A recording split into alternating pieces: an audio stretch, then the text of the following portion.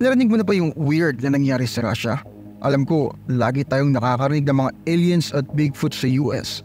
Pero may weird din sa Russia. Halimbawa na lang yung Chuchunya, parang Yeti yun ng Russia. At huwag mong kalimutan yung mga kakaibang liwanag sa kalangitan at mga crash UFO na nire-report sa buong bansa.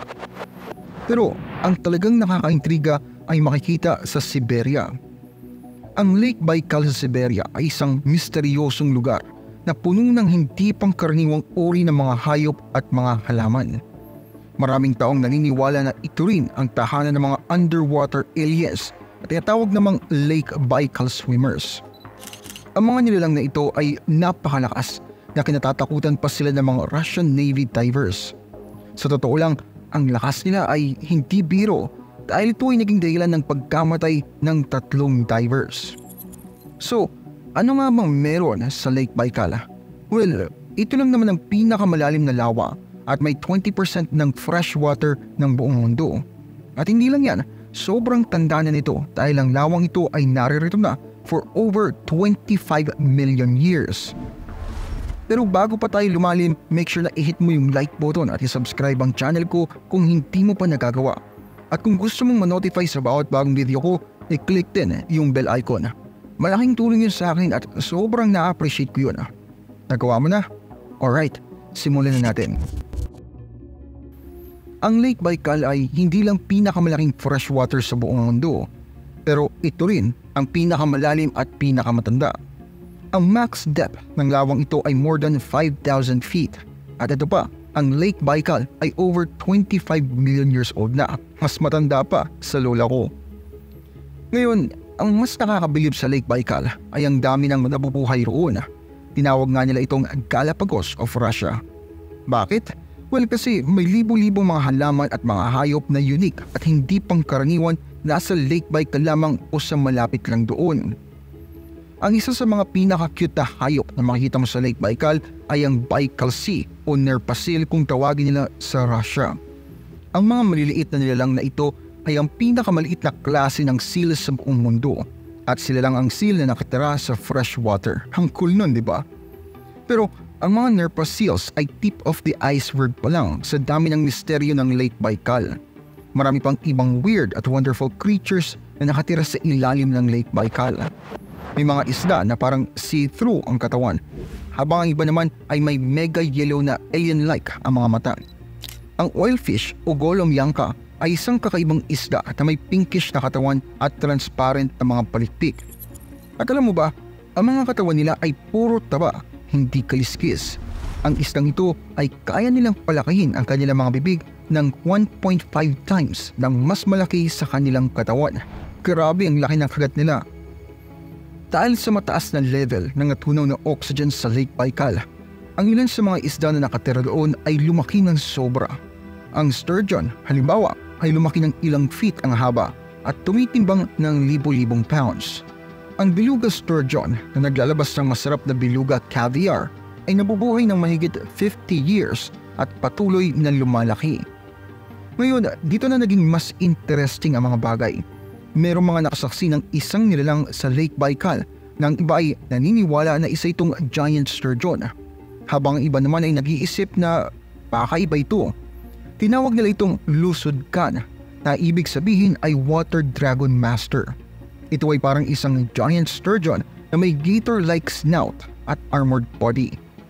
Posible kaya na ito ay ang versyon ng lawa ng Loch Ness Monster?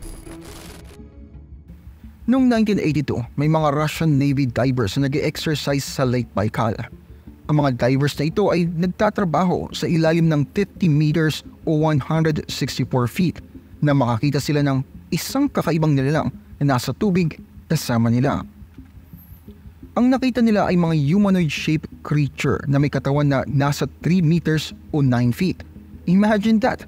At kung hindi ka pa na-weirdohan doon, ang mga nilalang na ito ay may silver silhouette at transparent na mga sphere sa kanilang mga ulo.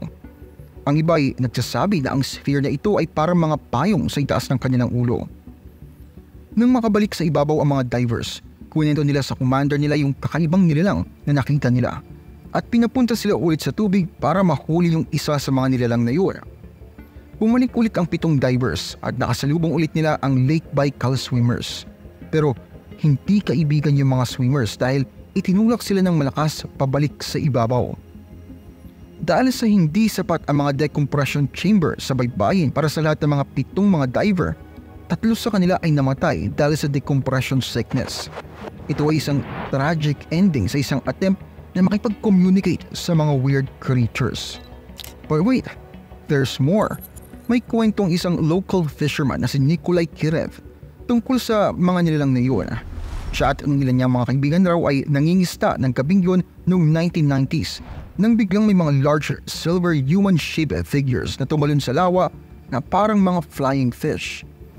Ang mga mangingisda ay syempre natakot ng todo kaya nagtapon sila ng malaking lambat sa tubig para mahuli yung isa sa mga kakaibang nilalang na yun.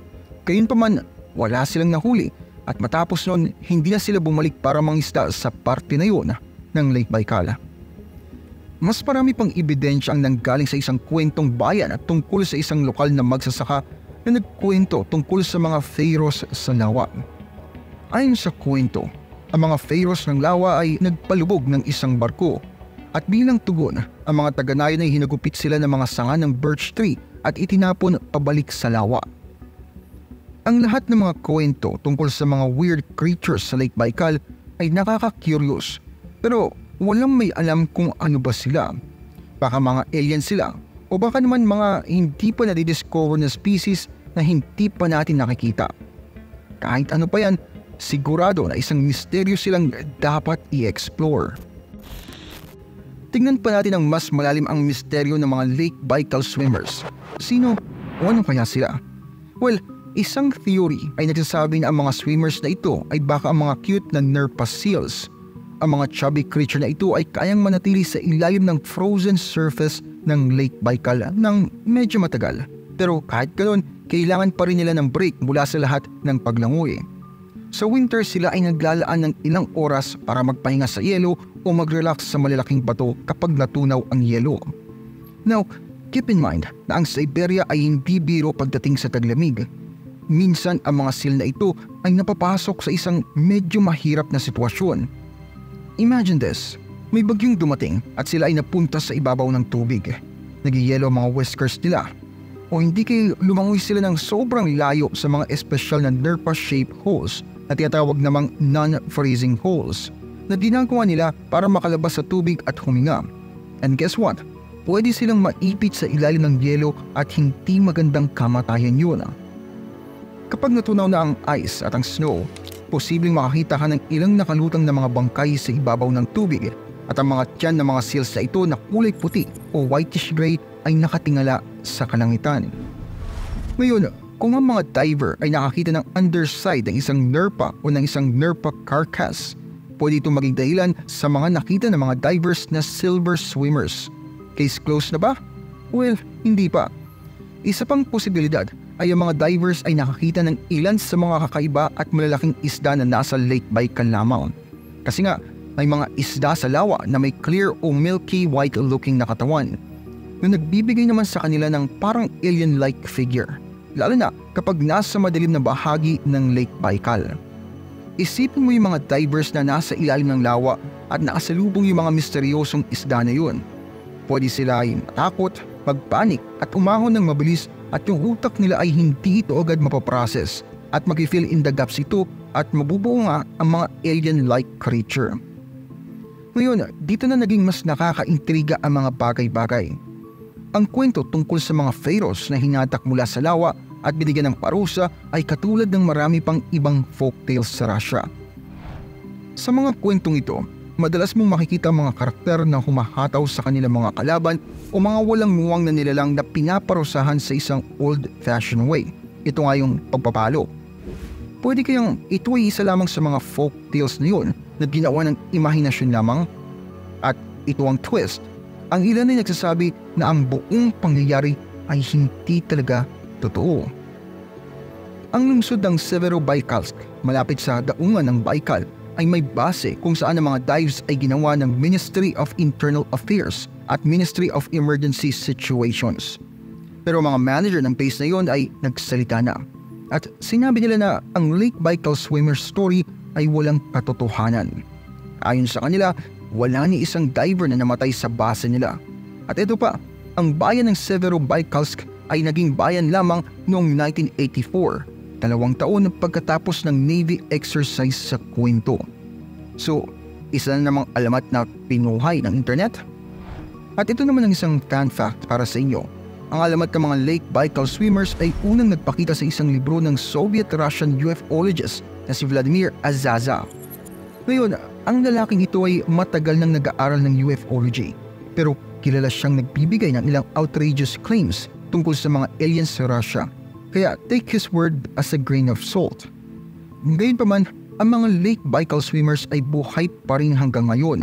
Pero hindi ang mga alien na nasa alamat ha, bagkus sila ay ang mga matatapang na tao na lumalangoy sa lawa o kaya ay sumasali sa mga karera para tawirin ito. Ang Lake Baikal ay may malalim na kahulugan para sa mga katutubong shaman at mga tao ng Siberia. And there you have it folks, ang mysterious wonders ng Russia na nag-aantay na i-explore mo mula sa enigmatic Chuchunya hanggang sa mga weird lights sa langit at mga crash UFO. Ang Russia ay isang lugar na puno ng captivating mysteries.